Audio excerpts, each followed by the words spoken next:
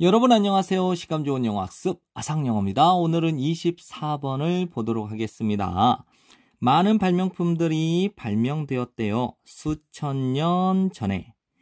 그래서 이거는 가주어니까 해석하지 않아요. 어려울 수 있습니다. 아는 것이 그것들의 정확한 기원을. 다시 한번요. 많은 발명품들이 발명되었대요. 수천 년 전에 발명되었어요. 그래서 어려울 수 있습니다. 그것들의 정확한 기원을 아는 것이. 때때로 과학자들은 발견을 해요. 초기 발명품의 모델을. 그리고 이 모델로부터 그 과학자들은 정확하게 말해줄 수 있어요. 우리에게. 얼마나 오래 되었는지 그것이, 그리고 어디에서 그것이 유래되었는지를 우리에게 말해줄 수 있대요.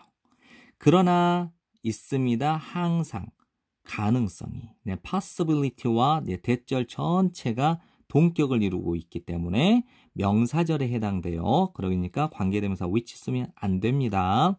다시 처음부터 미래에 다른 과학자들이 발견할 거래요.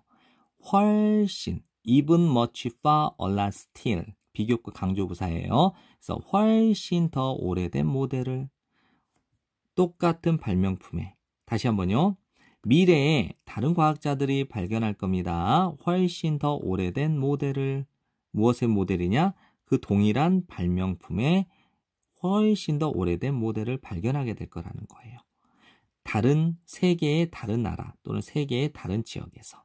다시 한번요. 그러나 항상 가능성이 존재합니다. 어떤 가능성이냐? 미래에 다른 과학자들이 발견할 가능성. 그 동일한 발명품의 훨씬 더 오래된 모델을 세계의 다른 지역에서. 사실 우리는 영원히 이렇게 하지 말고요. 계속해서 우리는 발견하고 있는 중입니다.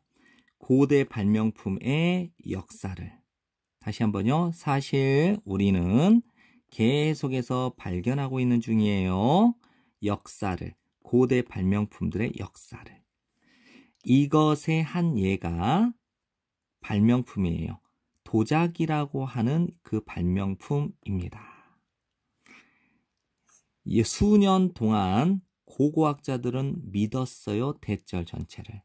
그 도자기가 최초로 발명되었다고 근동에서, 이 근동 지역은 지금 현대의 이란 주변을 이렇게 근동 지역이라고 해요. 근데 이제 공간적인 개념이니까 where로 이제 보충 설명을 하는 곳이에요. 이 근동이 어떤 곳이냐? 그들이 이 고고학자들이 발견했던 곳이겠죠. 그 도자기를 BC 기원전 9000년까지 거슬러 올라가고 있는 그 도자기를 발견했던 그 곳인 그 근동에서 도자기가 최초로 발명되었다라고 믿는데요. 그러나 1960년대에 더 오래된 도자기, BC 기원전 10,000년 전에 있었던 더 오래된 도자기가 발견되었대요. 일본의 혼슈 섬에서.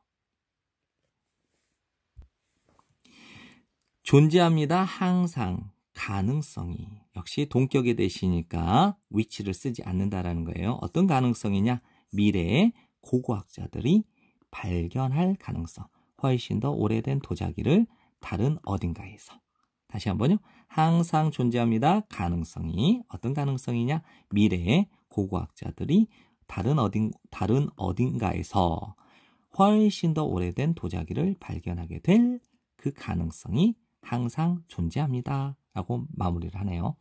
여러분들 복습 여러 번 하시고 좋은 성적 받길 바라겠습니다. 감사합니다.